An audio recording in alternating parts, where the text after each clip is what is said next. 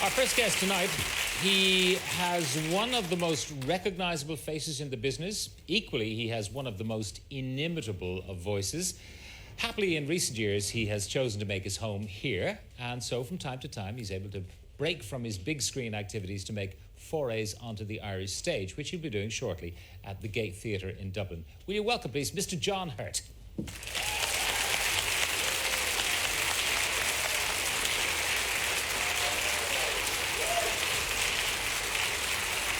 Hello, John. You're very welcome. Hello, Pat. Nice to have you back on the show again. It's great to see you again. Good to see what we're just listening to the people we've just been listening to. That's why I'm here. That's why you're here. Yeah. You said you feel half Irish. Well, I am. Yes.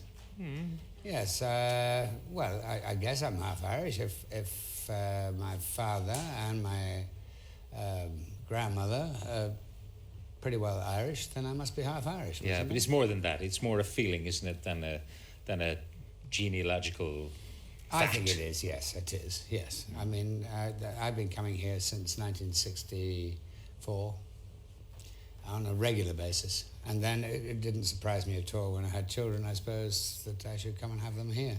Yeah. Right. And you've lived happily ever after. And I lived happily ever after. All right. Yes. I want to go back, though, John, because we've talked about a lot of your current activities, anytime you've been on, movies you've made, and so on. But I often wondered what it was about your family that prompted a career as an actor. Was there anything in the blood? Well, my father was a Church of England clergyman, and I've always said that is same business, different department. Was he a performer? I mean, in the pulpit? He was a good performer, I might say. Yes, he was a very good preacher. A very good preacher. Short, very abrupt, clear, clean, all of that, yes. Yeah. Do what I tell you or you go to hell. No, not at all. You see, that's such a Catholic thinking. No, not at all. He was just quite straightforward, yeah. Straightforward. So that's where maybe the thespian ambition came from, watching your father perform. Did you get on well with him? Now, there's a difficult question, isn't it? Yeah. I think we did get on. We got on quite well. You know, how do people get on with their parents? It's very difficult, isn't it? It's always a difficult one to say that. Yes, I think we got on okay. But I don't think that was one of the major relationships that I remember in my life. With your dad. But perhaps of the time, parents were not necessarily as lovey-dovey as parents today are with their children. I mean, children were seen and not heard. There's a whole sort of American thing, isn't there now? Oh my goodness, you've got to be able to, you've got to do this, you've got to be in touch, you've got to be this, you've got to be that, and so on. You've got to be, that's the way you've got to be. Yeah, you've got to be in touch with your feelings when you didn't know you had any. That sort of thing. That sort of thing. Yeah. Exactly. And I'm not sure that that's really the case, is it? You know, I think that... you went off to school. Were you dispatched to boarding school? I was dispatched to boarding school at the age of 7.5, 8, yes. Could you imagine that happening to a child of yours today? I would... I mean... I don't even know if my children are watching, but I mean, if they were watching, I think they would not agree that would be a very good idea. But when I was sent to school, that was the way things were. That's how you did things.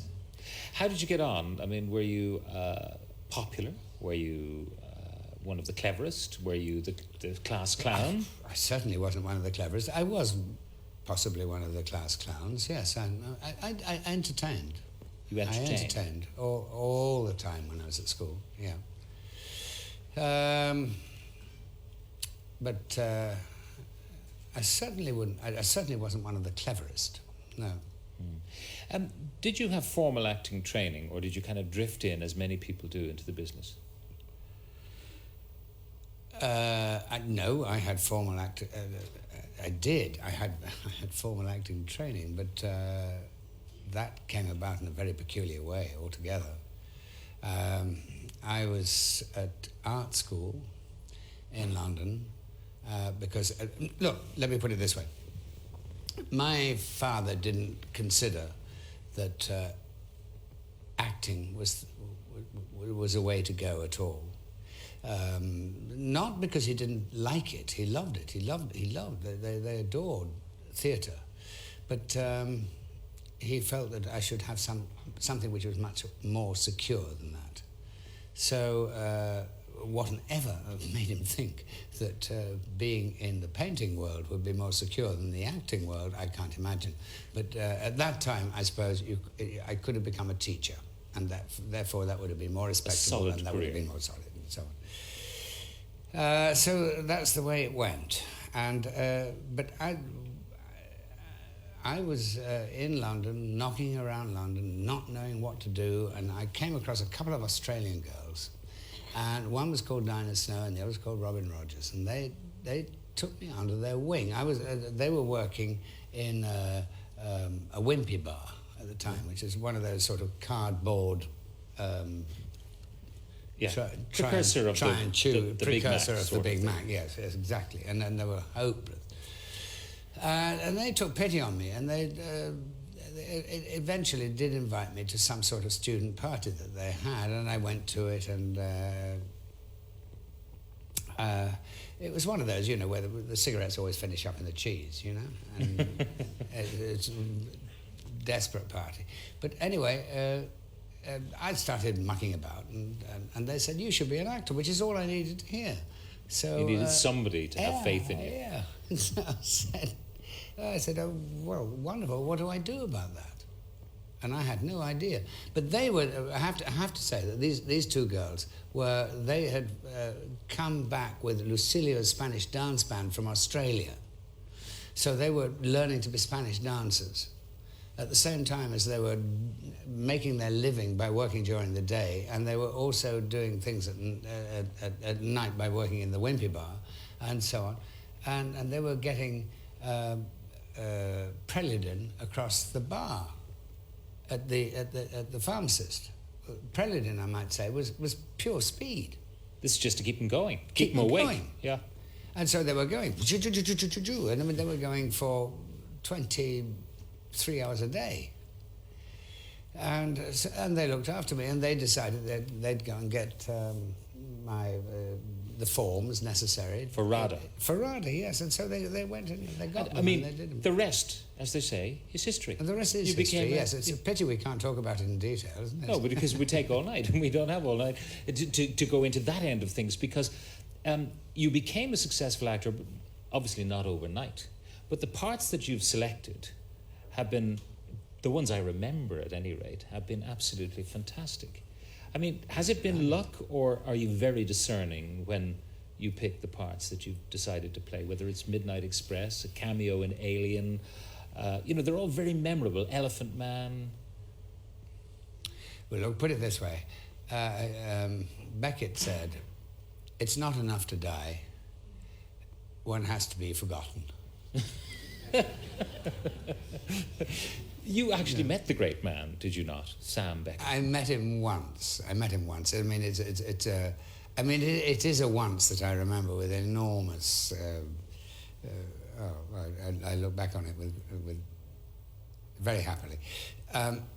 It was in the pub next door to the Royal Court when he was in 1964, and he was doing, I think, at that time, Waiting for Godot.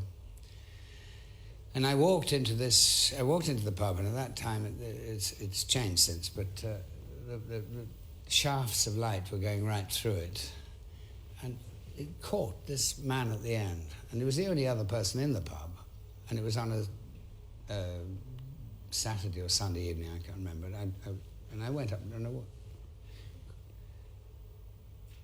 So I went over to talk to him. And I suddenly realized that this very imposing person was reading the racing page of the Evening Standard. And this was Samuel Beckett. And this was Samuel Beckett. A shy man, I'm told he was. Yeah. And it was so extraordinary. I've been told that... To meet this great intellectual who's reading the racing page of the Evening Standard. And you've played...